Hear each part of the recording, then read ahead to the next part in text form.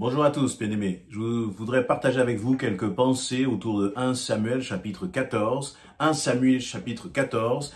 Et à travers ces quelques paroles, je voudrais vraiment vous encourager dans l'adversité de ne pas paniquer, mais de tenir ferme et de réaliser que le Seigneur est avec nous. 1 Samuel chapitre 14, et si je vous invite vraiment à prendre le temps de lire tout ce chapitre, mais moi je vais plutôt commencer juste à partir du verset 8. Son serviteur, à partir du verset 8, Jonathan lui expliqua. Donc, quel est le contexte? Jonathan est là avec son serviteur, avec son écuyer, et puis ils vont se lever pour aller en bataille contre le peuple des Philistins, contre le peuple ennemi. Et donc, tous les deux, ils vont comme laisser l'armée, le peuple d'Israël, pour laisser l'armée en fait d'Israël avec Saül, dirigé par Saül, et puis ils vont commencer à se faufiler, monter sur une montagne pour attaquer les Philistins. Ils vont faire donc preuve d'audace. Et donc à ce moment-là, justement, Jonathan va proposer à son écuyer ceci. Jonathan lui expliqua au verset 8, « Écoute, nous allons nous faufiler jusqu'à ces hommes, donc jusqu'aux Philistins, puis nous nous découvrirons brusquement à eux. S'ils nous disent, halte, ne bougez pas jusqu'à ce que nous vous ayons rejoints, nous resterons sur place et nous ne monterons pas jusqu'à eux. Mais s'ils nous disent de monter jusqu'à eux, nous irons. Ce sera pour nous le signe que l'Éternel nous donne la victoire sur eux. » Lorsqu'ils se montrèrent, tous deux aux hommes du poste des Philistins, ceux-ci s'écrièrent, « Tiens, voici les Hébreux qui sortent des trous où ils s'étaient cachés. » Et s'adressant à Jonathan et au jeune homme qui portait ses armes, ils leur crièrent, « Montez jusqu'à nous, nous avons quelque chose à vous apprendre. » Alors Jonathan dit à son serviteur, « Suis-moi là-haut, car l'Éternel donne à Israël la victoire sur eux. » Jonathan grimpa, je suis au verset 13, Jonathan grimpa en s'aidant des mains et des pieds, et le jeune homme qui portait ses armes le suivait. Ils attaquèrent les Philistins, qui tombèrent sous les coups de Jonathan, tandis que le jeune homme les achevait derrière lui. Ils massacrèrent ainsi une vingtaine d'hommes sur un espace de quelques mètres carrés.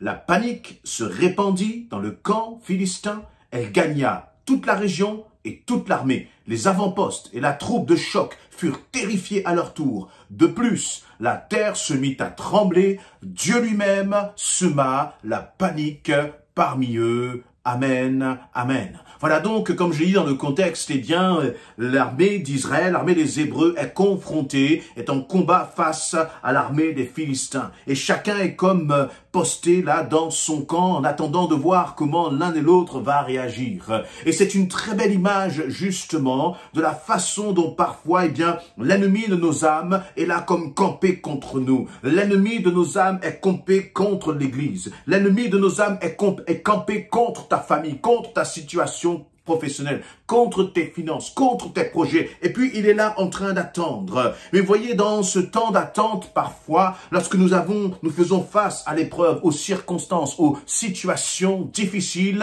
nous commençons à paniquer. Nous commençons à avoir peur. Mais là, on voit que Jonathan, le fils de Saül, va faire preuve d'audace. Il va faire preuve d'audace. Et dans cette audace, il va appeler à l'Éternel. Il va commencer à se lever.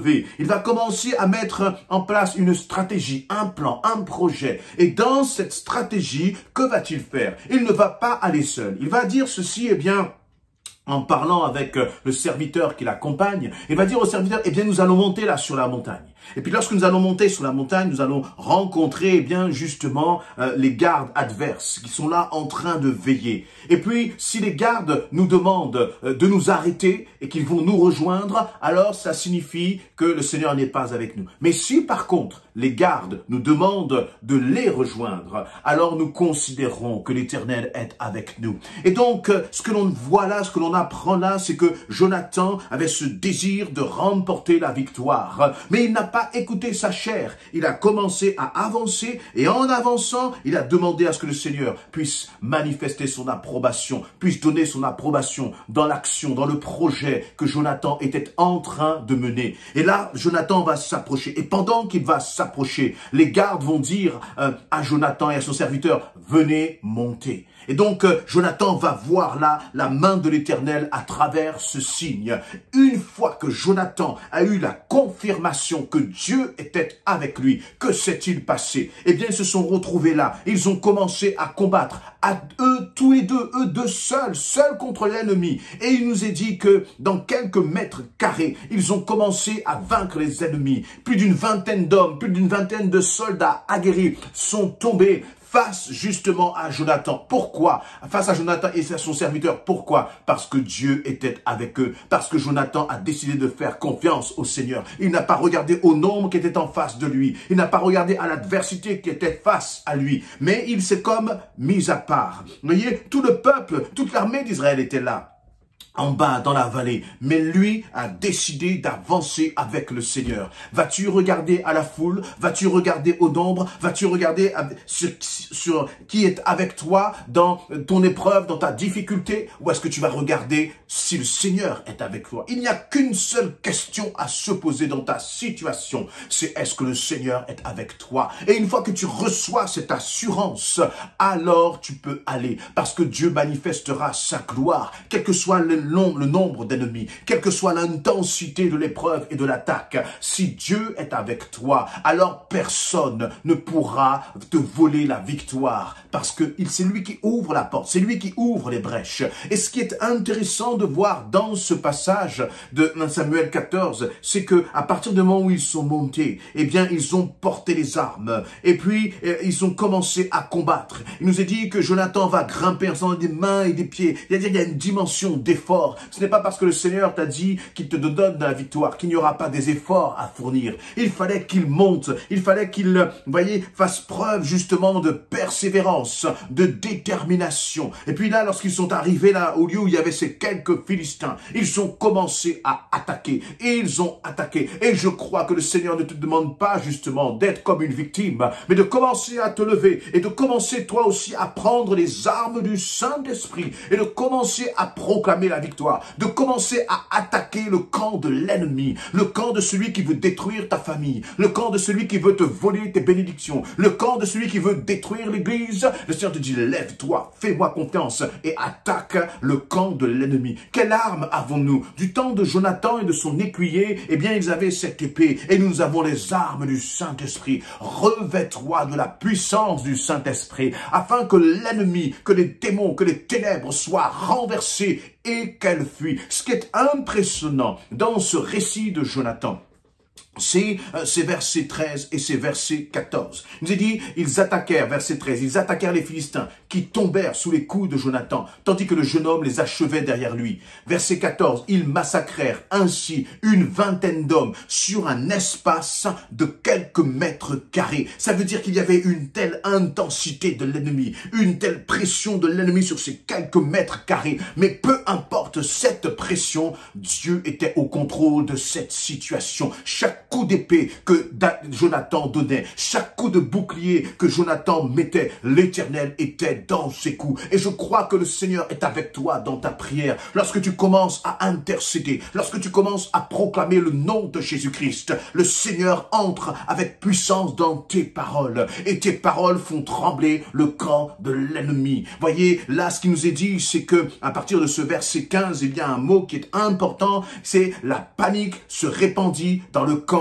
philistin. Elle gagna toute la région et toute l'armée. Les avant-postes et la troupe de choc furent terrifiés à leur tour de plus. La terre se mit à trembler parce que deux hommes se sont levés, parce que Jonathan et son serviteur ont fait confiance au Seigneur. C'est toute l'armée des Philistins qui a commencé à trembler. Dis-moi, est-ce que la panique est dans ton cœur? Est-ce que la panique est dans ta famille? Ou est-ce qu'elle est dans le camp de l'ennemi? Il est temps que nous puissions avoir cette vision. Il est temps que nous puissions dire, je crois Seigneur parce que tu es avec moi, que la panique n'est pas dans mon camp. Trop souvent, nous avons une façon de regarder, de penser même aux puissances des ténèbres, comme, voyez, les puissances des ténèbres qui seraient là avec, à dominer, qui seraient là avec une sorte d'autorité. La réalité, c'est que lorsque tu commences à prier, la réalité, c'est que lorsque tu commences à jeûner, à chercher la face de Dieu, à faire confiance en ton Seigneur, alors il y a la panique dans le camp de l'ennemi. La panique ne doit pas être dans ton cœur, ne doit pas être dans ton cœur,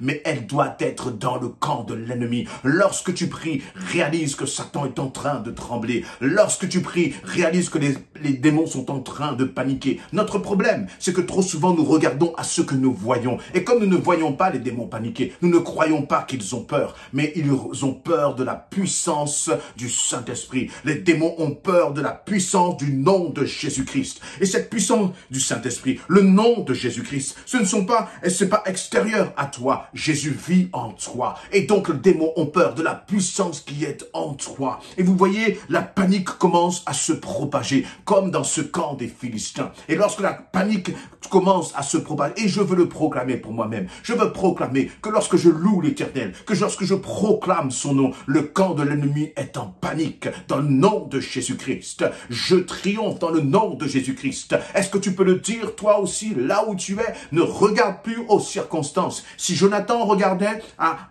la réalité matérielle, il verrait tous ces hommes rassemblés. Et il se dirait, mais quelle folie! Comment deux hommes peuvent se lever et abattre tous ces ennemis? Eh bien, c'est pareil pour toi. Lève-toi. Et si tu te lèves, si tu fais confiance à ton Seigneur, quel que soit le nombre qui est en face de toi, le Seigneur te donnera la victoire. Jusqu'à tel point qu'il nous est dit dans la fin de ce verset 15, que la terre se mit à trembler. Le camp de l'ennemi doit trembler, mon ami. Le camp de l'ennemi doit trembler, mon frère, ma sœur. Et ce verset 15 se termine avec cette parole extraordinaire où il nous est dit, Dieu lui-même sema la panique parmi eux. Ce n'est même plus toi qui combats, mais c'est Dieu qui va combattre pour toi. Alors ne crains pas, parce que lorsque l'Éternel des armées se lève, il ne peut y avoir qu'une issue à ton combat, c'est ta victoire dans le nom de Jésus-Christ.